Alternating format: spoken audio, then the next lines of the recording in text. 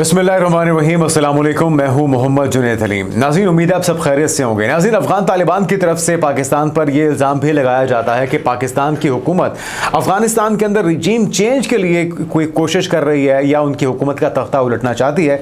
और साथ में ये भी कहा जा रहा है कि पाकिस्तान और अफ़गानिस्तान के दरमियान जो होने वाला मुआहिदा है वो अफ़गान तालिबान के साथ नहीं बल्कि TTP के साथ हुआ है। तो इसका भी जवाब दिया गया है हुकूमत पाकिस्तान की तरफ से, काम शख्सियत की तरफ से। और साथ में कुछ और भी इल्ज़ाम तराशियाँ हो रही हैं। कहा जा रहा है कि जी ख़ास मुद्दत तक ये मुआहिदा होगा, वो कब तक काबिल अमल होगा, कब तक इसके बाद कार्रवाइयाँ दोबारा से शुरू हो सकती हैं। तो मुख्तलिफ मीडिया के नुमाइंदों से, मुख्तलिफ चैनल से गुफ्तगू की है वज़ीर दिफ़ा ख्वाजा आसिफ ने, और सारी चीज़ों को उन्होंने एक एक करके एड्रेस किया है। तो ये सारी तफसीलात आपके साथ शेयर करते हैं, फिर आपको बताएंगे कि वो अफ़गानिस्तान से ताल्लुक़ रखने वाले लोग जो कि बैरून मुल्क सियासी अज़ाइलम लेना चाहते हैं या पनाह लेना चाहते हैं, और वो ये बताना चाहते हैं कि उन्हें अफ़गानिस्तान की हुकूमत की तरफ से, तालिबान की तरफ से ख़तरा है, उनकी जानों को ख़तरात लाक हैं और वो असाइलम के लिए अप्लाई करना चाहते हैं यूरोप में या दीगर ममालिक में। तो अब उसके लिए एक कमाई का ज़रिया बनाया है अफ़गान तालिबान ने, और 40 पाउंड के एवज़ वो इस तरह के खतूत उन लोगों को मुहैया करते हैं। और अगर आपने उस पर मज़ीद ऑथेंटिकेशन का यकीन दिलाना है या तस्दीक आपने करवानी है उसकी, तो उसके लिए मोहर लगाई जाएगी, फिर उसकी मालियत जो है 40 के बजाय 200 पाउंड हो जाएगी। तो ये क्या मामला है और किस तरह से इस तरह एक कमाई का ज़रिया बनाया गया अफ़गान तालिबान की तरफ से, इससे भी आपको आश्कार करवाते हैं हकीकत क्या है। और कुछ और भी हम डेवलपमेंट्स हैं, जिसमें एक तो CNN की तरफ से कहा जा रहा है कि जी पहले जो मोदी जी जिनको ट्रंप का फेवरेट कहा जाता था, अब उनके फेवरेट फील्ड मार्शल बन चुके हैं। उसका एतराफ़ वो कर चुके हैं। मिस्र में जो एक हमने देखा था शर्म अल शेख में तमाम सरबराहान मुमलिकत मौजूद थे गज़ा मुआहदे के मौके पर। क्या इदारिया लिखा गया है CNN की तरफ से, क्या रिपोर्टिंग की जा रही है, आपके साथ शेयर करते हैं। और कुछ और डेवलपमेंट्स है ईरान के हवाले से। एक तो ईरान ने मुस्तरद कर दिया है डोनाल्ड ट्रंप के उस पेशकश को जो कि एटमी हथियारों के हुसूल के हवाले से थी, क्योंकि ईरान पहले ही कह चुका है कि वो अब किसी आलमी कवानीन का पाबंद नहीं है। वो जो मुआहिदा उन्होंने किया था 10 साल पे मुहित 2015 से 2025 के दरमियान, अब वो उस मुआहिदे से बाहर निकल चुके हैं। साथ में नाज़रीन, ईरानी जर्नल्स भी कुछ दावा कर रहे हैं और वो कह रहे हैं कि उनके जो हथियार हैं जो कि आने वाली जंगों में उनके बहुत काम आ सकते हैं। इजराइल की तरफ से जो दावा किया जाता है कि जी हमने मुकम्मल तौर पर इनकी एटमी तनसीबात को, इनके हथियारों को, उनकी मिसाइल्स के जो रिजर्वायर्स थे उनको निशाना बनाया है या उनको तबाह कर दिया है। तो वो कहते हैं कि हमारे हथियार मुकम्मल तौर पर महफूज है। और साथ में एंड में आपको बताएंगे कि गज़ा की सूरत हाल इस वक्त क्या है, क्योंकि वहाँ पर हमने देखा है कि जेरेड कुशनर हो, JD वेंस हो या फिर स्टीव विटकॉफ हो, वो अमन मुआहिदे को बचाने के लिए इजराइल पहुँचे हैं। साथ में एक नया दौर जो है वो कायरा के अंदर हो रहा है मुज़ाकराती अमल का, और उसके अंदर कितनी पेशरफ्त हुई है, क्या कुछ हो चुका है पिछले 24 से 48 घंटों में, ये भी आपके साथ शेयर करते हैं। तो नाज़रीन, सबसे पहले अमेरिका के इमाम पर काबुल में हुकूमत की तब्दीली की कोई कोशिश पाकिस्तान की तरफ से नहीं की जा रही। वज़ीर दिफ़ा ख्वाजा आसिफ की तरफ से अरब न्यूज़ से गुफ्तगू करते हुए इस इम्कान को या इस इल्ज़ाम को मुस्तरद कर दिया गया है। ख्वाजा आसिफ ने तालिबान रजीम के इस इल्ज़ाम को मुस्तरद करते हुए कहा कि मैं कोई सख्त लफ्ज़ तो इस्तेमाल नहीं करना चाहता, लेकिन उन्होंने ये ज़रूर कहा कि मुकम्मल तौर पर फजूल बात है और हम ऐसा क्यों करेंगे, हम पहले ही अफगान उमूर में काफ़ी मुलविस रहे हैं। और ख्वाजा आसिफ ने यह भी कहा है कि इस ख्याल को वो रद्द करते हैं कि वाशिंगटन तालिबान हुकूमत को गिराने की साजिश कर रहा है, और कहा कि अगर वो समझते हैं कि अमेरिका वहाँ हुकूमत की तब्दीली की कोशिश कर रहा है तो मेरी आजिज़ाना राय में उनके अमेरिका के साथ पहले ही आरामदेह ताल्लुकात हैं। तो एक तो इस दावे की तरदीद की है कि पाकिस्तान किसी किस्म की कोई कार्रवाई कर रहा है रजीम चेंज की अफगानिस्तान के अंदर, ना ही हमें कहते हैं कि किसी किस्म की कोई दिलचस्पी है उनकी हुकूमत को तब्दील करने की। हाँ, ये और बात है कि सिराजुद्दीन हक्कानी को, दीगर अहम ऑफिशल्स को, अहदेदारों को उनके अपने अंदर जो इख्तिलाफात मौजूद हैं उसकी वजह से तब्दील किया जा रहा है, तो उसका इल्ज़ाम पाकिस्तान के ऊपर आप ना लगाइए कम अज़ कम। अच्छा, अगली खबर ये है, यही भी ख्वाजा आसिफ साहब का ही, वज़ीर दिफ़ा का ही एक इंटरव्यू है जिसमें अफगानिस्तान के साथ सीज़ फायर में वक्त की हद मुकर्रर नहीं की गई, खिलाफ वर्जी ना होने तक वो कहते हैं कि मुआहिदा बरकरार रहेगा। वो कहते हैं कि जो मुआहिदा तय पाया है उसके अंदर कोई टाइम लाइन नहीं दी गई, कोई वक्त की हद मुकर्रर नहीं की गई है।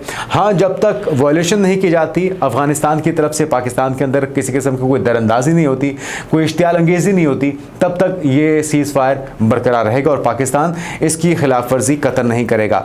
उन्होंने मजीद कहा है कि हम बार बार दोहराते रहे कि अफगानिस्तान इस बात से इनकार करता रहा है। तुर्की और कतर ने जोर दिया है कि बुनियादी तनाज़ा ये है कि अफगानिस्तान की सरजमीन या सरपरस्ती TTP को पाकिस्तान में कार्रवाई के लिए दस्तियाब है, और उन्होंने कहा कि सीज़ फायर के लिए कोई वक्त की हद मुकर्रर नहीं की गई और साथ में हम फला तारीख तक देखेंगे फिर सीज़ फायर मुआहदे की तौसीक़ कर देंगे, ऐसा कुछ भी तय नहीं हुआ, ताकि नाफिजुल अमल मुआहदे की खिलाफ वर्जी ना हो और हमारे दरमियान जंगबंदी का मुआहदा मौजूद रहे। तो दोनों फरीकैन को, जिसमें पाकिस्तान और अफगानिस्तान दोनों शामिल हैं, दोनों अपने वादों का पास रखेंगे तो ये मुआहदा जो है ये काबिल अमल रहेगा और वायलेशन की सूरत में फिर दूसरा जो है वो जवाबी कार्रवाई करने का हक महफूज रखता है। अच्छा नाज़रीन, जो तीसरा इनका इंटरव्यू है वो शाहज़ेब खानज़ादा को उन्होंने दिया था और उसमें उन्होंने कहा कि हमने TTP के साथ बात नहीं की, अफगान तालिबान के साथ की है।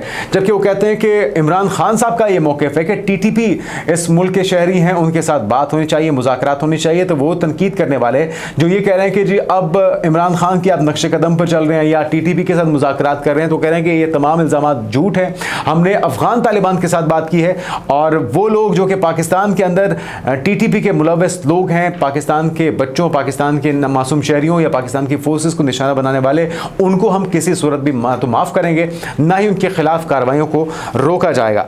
साथ में उन्होंने कहा है कि जो गुफ्तगू थी, उन्होंने कहा है कि कतर में पाक अफगान समझौते पर अमल दरामद कैसे होगा, इस पर इस्तांबुल में मुज़ाकरात में मजीद अगली पेशरफ्त होगी। हफ्ते को इस्तांबुल में अगला सेशन होने जा रहा है मुज़ाकराती अमल का। कतर और तुर्की का अफगान तालिबान पर अच्छा खासा असर और रसूख है। उन्होंने कहा कि अगर मुआहदे की खिलाफ वर्जी हुई तो फिर बरादर ममालिक को कहा जाएगा और TTP की क़यादत अफगानिस्तान में, जिसके शवाहिद मौजूद हैं, अफगान सरजमीन पर दहशतगर्द शहरी आबादी में घुल मिल कर रहते हैं और सबूत है कि दहशतगर्दों को अफगानिस्तान के अंदर से अहकामात मिलते हैं। तो ये बड़ा वाज़ेह है कि अफगान तालिबान अगर चाहें तो TTP की कार्रवाइयों को और उनकी इन मज़मूम साजिशों को पाकिस्तान के ख़िलाफ़ इस्तेमाल होने से रोका जा सकता है, और अगर अफगान तालिबान ऐसा नहीं करते तो फिर इसमें पाकिस्तान ज़िम्मेदार नहीं होगा अगर अब पाकिस्तान ख़ुद उनके ख़िलाफ़ कोई कार्रवाई करता है। अच्छा, आगे बढ़ते हैं नाज़रीन, और साथ में जो बॉर्डर का मामला है, आपको मालूम है इस बारे में कि बॉर्डर का लफ्ज़ हज़फ किया गया है, जो तहरीरी तौर पे मुआहदे का एक दस्तावेज़ सामने आया है। लेकिन इसमें वो कहते हैं कि मेज़बान की जानिब से सवाल पर मुआहदे के बाद कतर की जानिब से जो एलामिया जारी किया गया है, इसमें बॉर्डर पर कशीदगी का लफ्ज़ मौजूद था, ताहम बाद में जारी होने वाले बयान में इस लफ्ज़ को निकाल दिया गया। इस बारे में वज़ीर दिफा ख्वाजा आसिफ ने भी वजाहत की। उन्होंने कहा कि इसका अफगानिस्तान और पाकिस्तान के दरमियान होने वाले मुआहदे से कोई ताल्लुक़ नहीं है।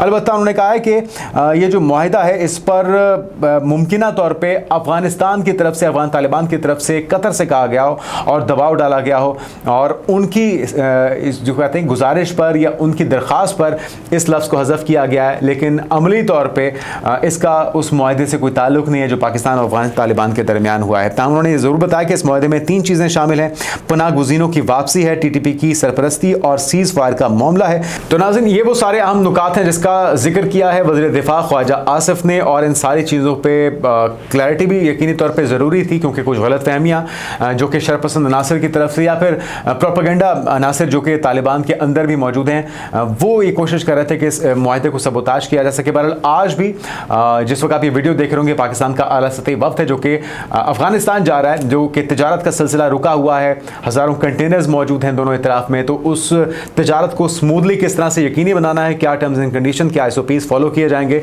इसको यकीनी बनाने के लिए पाकिस्तान का आला सतही वफ्द है वो अफगानिस्तान पहुंचेगा और मामलात को हल किया जाएगा और तय किया जाएगा। उम्मीद करते हैं मस्बत पेशरफ्त होगी और जो यकीन दहानी और वादे करवाए गए हैं उस पर अमल भी होगा। लेकिन नाज़रीन, साथ में कुछ और भी डेवलपमेंट्स हैं। जिस तरह से हमने आपको शुरू में बताया है कि 40 पाउंड में जाली धमकी आमेज़ ख़त अफगान तालिबान यूरोप में असाइलम लेने वाले अफगानियों को फराहम कर रहे हैं। ये क्या मामला है, ज़रा तफसीलात सुन लीजिए। बरतानवी अखबार की रिपोर्ट में इंकशाफ किया गया है अफगान तालिबान की जानिब से पैसों के एवज़ अफगान शहरियों को मौत की धमकियों की जाली जो ख़त हैं वो जारी किए जाते हैं, ताकि इस ख़त को मगरबी ममालिक में पनाह या असाइलम हासिल करने के लिए इस्तेमाल किया जा सके। तो ये बड़ी हैरानकुन बात है। टेलीग्राफ की तरफ से रिपोर्ट सामने आई है जिसमें एक स्टिंग ऑपरेशन किया गया और इसके मुताबिक बताया गया है कि बदउनवान अफगान हुकाम जाली धमकियों वाला ख़त पैसों के एवज़ या रिश्वत के एवज़ जारी करते हैं। बरतानवी अखबार के रिपोर्टर ने स्टिंग ऑपरेशन करते हुए 3 मुख्तलिफ इलाकों की मकामी इंतज़ामिया से 40 बरतानवी पाउंड 3,500 अफगानी के एवज जाली खतूत हासिल किए, जिनमें तालिबान हुकाम के दस्तखत भी मौजूद थे।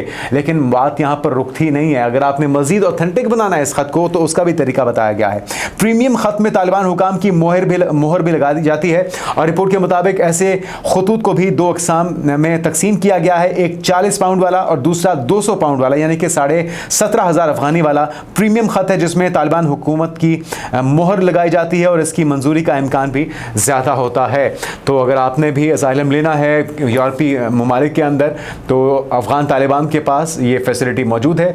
जो कम मालियत वाला है वो 40 पाउंड का, और जो ज़्यादा ऑथेंटिक है जिसके ऊपर मोहर लगाई जाएगी वो 200 पाउंड में या 17,500 अफगानी रुपयों में आपको मिल सकता है। तो नाज़रीन, जिसकी जितनी इस्तात है, 40 पाउंड वाला या 200 पाउंड वाला, उसके मुताबिक आप ख़त लीजिए और फिर सियासी पनाह के लिए अप्लाई कर दीजिए और आप ये क्लेम कर सकते हैं जी आपकी जान को अफगानिस्तान में ख़तरा है, इसलिए आपको फौरी तौर पर असाइलम दिया जाए।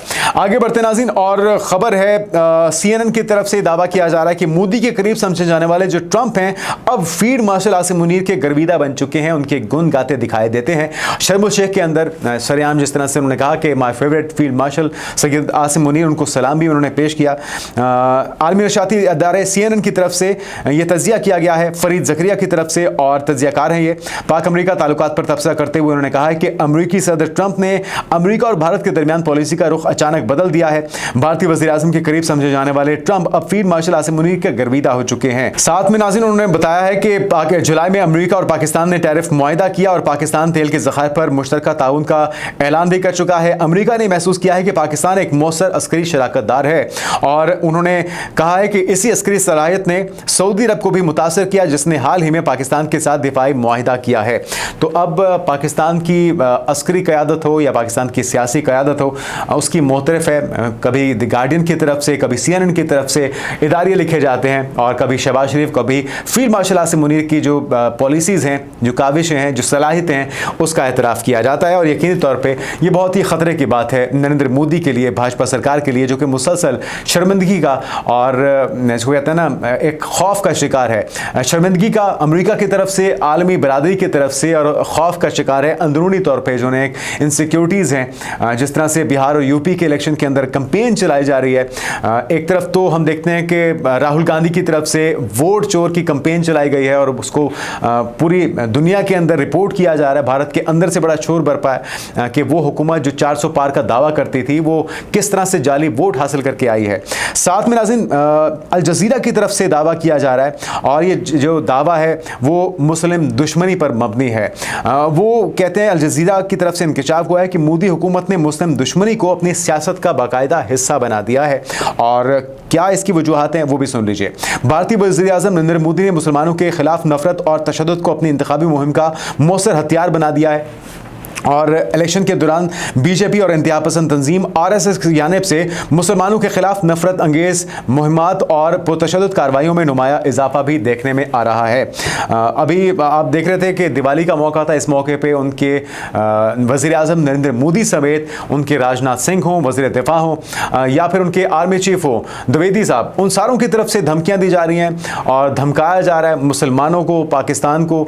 और दोबारा से ऑपरेशन सिंदूर जो है 2.0 की बातें की जा रही हैं। भारत के अंदर भी जो मुस्लिम कम्युनिटी है, चाहे वो कश्मीर के अंदर रहने वाले मुसलमान हों या किसी और रियासत के अंदर, उन्हें ना सिर्फ अपने मजहबी रसूमात अदा करने की इजाज़त नहीं है, आज़ादी नहीं है, बल्कि हम यही सिलसिला दीगर बरादरियों के साथ भी देख रहे हैं, चाहे वो सिख बरादरी हो, चाहे वो ईसाई हो या फिर निचली ज़ात के हिंदू हों, उन सब के लिए दिन ब दिन घेरा तंग किया जा रहा है, ज़मीन तंग की जा रही है, क्योंकि भाजपा सरकार किसी और को भारत के अंदर रहता बर्दाश्त नहीं कर सकती। रिपोर्ट में मजीद क्या इंकशाफ किया गया, वो कहते हैं मुसलमानों के कत्ल, घरों पर हमलों और दुकानों को नजरआतिश करने जैसे वाकयात को भारतीय मीडिया मामूल की कार्रवाई करार देता है। इंतहा पसंद हिंदू गिरोह मुसलमानों पर हमलों के बाद जश्न मनाते दिखाई देते हैं, जबकि ऐसे वाकयात को रिपोर्ट करने वाले सहाफ़ी भी निशाना बनते हैं। और नफरत के वाकयात अगर देखे जाएं तो रॉयटर्स के मुताबिक 2023 में मुसलमानों के खिलाफ नफरत अंगेज तकारीर के 668 वाकयात रिकॉर्ड हो चुके हैं, जबकि 2024 में यह तादाद बढ़कर 1165 तक पहुंच चुकी है।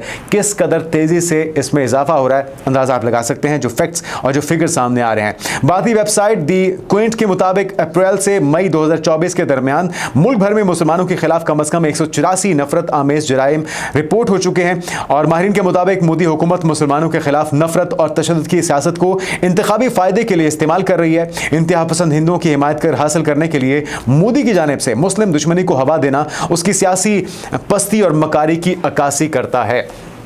और इलेक्शन चाहे यूपी के हों, बिहार के हों या किसी और रियासत के हों, अब शिकस्त, बदनामी और शर्मिंदगी मोदी सरकार का मुकद्दर बन चुकी है। और आवाज़ें जब अंदर से उठने लग जाएं तो इसका मतलब है कि आपका वक्त पूरा हो चुका है। आगे बढ़ते नाज़रीन, और कुछ अहम डेवलपमेंट्स हैं। एक तो अमेरिका और चाइना के दरमियान टैरिफ वॉर जो है वो शिद्दत इख्तियार कर चुकी है। रेयर अर्थ मिनरल्स को लेकर एक नया और एक अहम मुआहिदा हुआ है, क्योंकि अब अमेरिका को तो अंदाज़ा हो चुका है जवाबी कार्रवाई चाइना की तरफ से भी होगी। और रेयर अर्थ मिनरल जिसकी इस वक्त अमेरिका को, पूरी दुनिया को बहुत ज़रूरत है, उसके लिए ऑस्ट्रेलिया मैदान में आया है और एक अहम डील हुई है। उससे मुतल्लिक अमेरिकी सदर ट्रंप और ऑस्ट्रेलियाई वज़ीर-ए-आज़म एंथोनी अल्बानीज़ के कीमती मादनियात यानी कि रेयर अर्थ मिनरल से मुतल्लिक एक अहम मुआहिदे पर दस्तखत किए, जिसका मकसद चीन के बढ़ते हुए आलमी असर रसूख को कम करना है।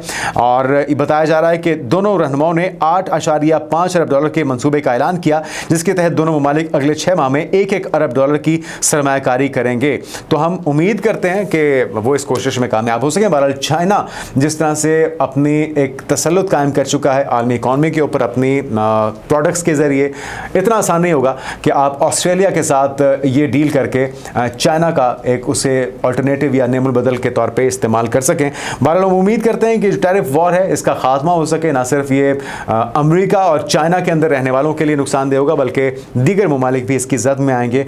और ये टैरिफ वॉर जो है हम देख रहे हैं कि उसके शिद्दत के साथ असरात भाजपा सरकार के ऊपर भी पड़ रहे हैं, भारत के ऊपर भी पड़ रहे हैं। और वहाँ पे हम देख रहे हैं कि इंडस्ट्रीज़, फैक्ट्रियाँ, कारोबारी इदारे एक एक करके बंद होने का सिलसिला शुरू हो चुका है। वहाँ पे एक बहरानी कैफियत आने वाले कुछ महीनों में पैदा हो सकती है, क्योंकि अमेरिका के साथ डायरेक्ट जो एक पंगेबाजी है वो मोदी सरकार के लिए बहुत ही नुकसानदेह साबित हो रही है। और उसकी जो बुनियाद पड़ी है वो 10 मई में पाकिस्तान से जंग में होने वाली शिकस्त के बाद शुरू हुई है। और वो ट्रैप था जिसमें वो पाकिस्तान को फंसाने की कोशिश कर रहे थे, लेकिन अफसोस के साथ हमें कहना पड़ता है कि मोदी सरकार आज खुद उस गड्ढे में गिर चुकी है जो कि उसने पाकिस्तान के लिए खोदा था। आगे बढ़ते नाज़रीन, और ईरान के हवाले से कुछ आम डेवलपमेंट्स हैं। एक तो ये कहा जा रहा है ईरान ने ट्रंप को जौहरी मुज़ाकरात की पेशकश को मुस्तरद कर दिया है। खबर क्या है वो आपके साथ शेयर करते हुए आगे बढ़ते हैं। ईरान के सुप्रीम लीडर आयतुल्ला खामनाई ने अमेरिकी सदर ट्रंप की जानिब से जौहरी मुज़ाकरात दोबारा शुरू करने की पेशकश को सख्ती से मुस्तरद कर दिया है। अब खबर ये आई है कि खामनाई ने ट्रंप की बतौर डील मेकर शोहरत पर भी तनकीद की है और कहा है कि अगर कोई मुआहिदा दबाव और ज़बरदस्ती के तहत हो तो वो डील नहीं बल्कि गुंडागर्दी होती है। और वो कह रहे हैं कि अब अमेरिका की गुंडागर्दी को मजीद बर्दाश्त करने को तैयार नहीं है। साथ में ईरानी जनरल हैं, उनकी तरफ से दावा किया जा रहा है कि इसराइल के साथ जंग में हमारा मिसाइल असलहा खाना मुकम्मल तौर पर महफूज रहा। और साथ में 12 रोज़ा जंग में ईरान का मिसाइल असलहा खाना महफूज रहा है, जहाँ तक कि इस पर कोई खराश तक नहीं आई। और उन्होंने कहा कि हमारी टेक्नोलॉजी खासतन मकामी है, हमारी तकनीक इतनी सादा है कि हम हज़ारों की तादाद में लॉन्चर्स दोबारा से भी तैयार कर सकते हैं अगर इसराइली समझता है कि उसने ईरान का कोई नुकसान किया है। तो आगे बढ़ते नाज़रीन, कुछ गज़ा का फॉलोअप है और उसमें खबर यह है कि फ़लस्तीनी मज़ाहमती तंजीम ने एक और यरगमाली की लाश इसराइल के हवाले कर दी है, जबकि कहा जा रहा है कि 13 यरगमालियों की लाशों को इसराइल के हवाले किया जा चुका और 15 यरगमालियों की लाशें अभी उनके पास मौजूद हैं। साथ में मुआहदे की पासदारी ना करने पर फ़लस्तीनी तंजीम को ख़त्म कर देंगे। ट्रंप ने एक बार फिर से धमकी भी दी है और वह कह रहे हैं कि इल्ज़ाम लगा रहे हैं कि फ़लस्तीनी तंजीम की तरफ से वॉयलेशन की जा रही है, जबकि हम देख रहे हैं कि 93 से ज़ायद शहादतें हो चुकी हैं उस बम्बार्डमेंट की वजह से जो कि इसराइल ने हालिया कार्रवाई में, सियोनी फोर्सेस ने हालिया कार्रवाई में हमास पर की है। और साथ में नाज़रीन हम देख रहे हैं कि तंजीम अमन मुआहदे की तकमील के लिए पुरअज़्म है। सरबराह फ़लस्तीनी मुज़ाकराती टीम की तरफ से अब ये जो अगला दौर है ये हो रहा है कायरा के अंदर, जिसके लिए वहाँ पर डेलीगेशन पहुँच भी चुका है। तंजीम के रहनुमा और चीफ मुज़ाकरातिकार खलीलुल हय्या ने कायरा न्यूज़ चैनल को दिए गए एक इंटरव्यू में यह बताया। और इसराइल और तंजीम के दरमियान होने वाला जो गज़ा जंगबंदी मुआहिदा है वो कायम रहेगा, क्योंकि हम चाहते हैं कि ये मुआहिदा बरकरार रहे और इसकी पासदारी के लिए हम बहुत पुरअज़्म हैं। तो हम देख रहे हैं कि एक तरफ मुसलसल वायलेशन हो रही है इसराइल और सियोनी फोर्सेस की तरफ से, और दूसरी तरफ तंजीम की तरफ से हम देख रहे हैं कि सब्र तहम्मुल का मुजाहरा किया जा रहा है इन तमाम तर जारियत और जालिमाना कार्रवाइयों के बावजूद।